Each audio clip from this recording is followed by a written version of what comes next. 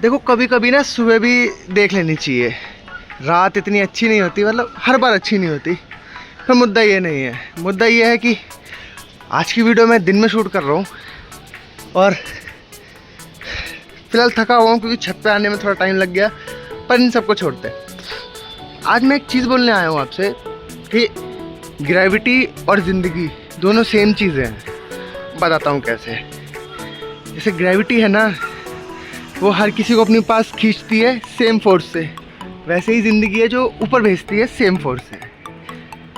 ये समझने की कोशिश करो कि दो चीज़ें हैं वो एट अ सेम टाइम ही नीचे गिरेंगी, उसी तरह ज़िंदगी भी दो चीज़ों को एज अ सेम टाइम ऊपर खींचती है।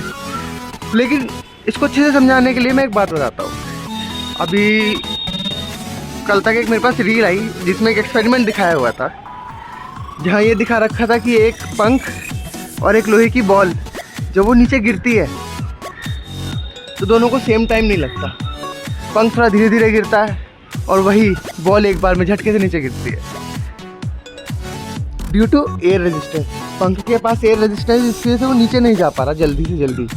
वहीं वो लोहे की बॉल एक बार में नीचे आती है। तो साइंटिस्टों ने क्या करा कि एक बॉक्स बनाया ग्लास का, उसमें से सारी हवा खींच ली। अब पंख के पास उसका एयर रेजिस्टेंस ही नहीं बचा और एक बार में दोनों के दोनों सेम टाइम पे ज़मीन पर टच हो जाते हैं। ऐसा ही ज़िंदगी में होता है कि किसी ना किसी को लाइफ एयर रेजिस्टेंस दे देती है, जिसकी वजह से आप बहुत धीरे धीरे नीचे जाओगे, और किसी किसी को वो लोहे की बॉल बना देती है जिसकी वजह से वो एक झटके में नीचे चला जाता है।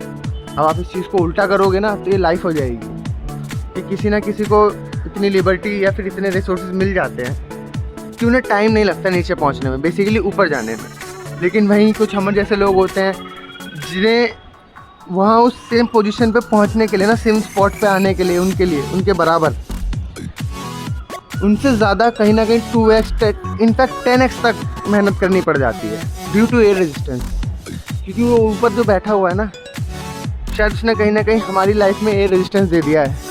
बेटा तुम जाओगे, बहुत ऊपर जाओगे, लेकिन धीरे धीरे हिचकोले खाते हुए हवा में 10-12 बार टक्कर खा के तब जाके कहीं आप ऊपर पहुंचोगे, उस लेवल पे जहां शायद कोई लोहे की बॉल पहले ही बैठी होगी आपसे कम मेहनत करके। तो ज़िंदगी को ग्रेविटी की तरह लो, हर किसी को एक सेम पॉइंट पे वो नीचे खींचती ही खींचती है, चाहे वो कितना भी भारी हो, चाहे वो कितना भी हल्का हो। जब वो ऑब्जेक्ट गिरते वक्त रोया नहीं करते कि आज एयर रेजिस्टेंस से मैं नीचे फेल हो गया, कोई बात नहीं, पहुँचता तो उसे नीचे ही है ना।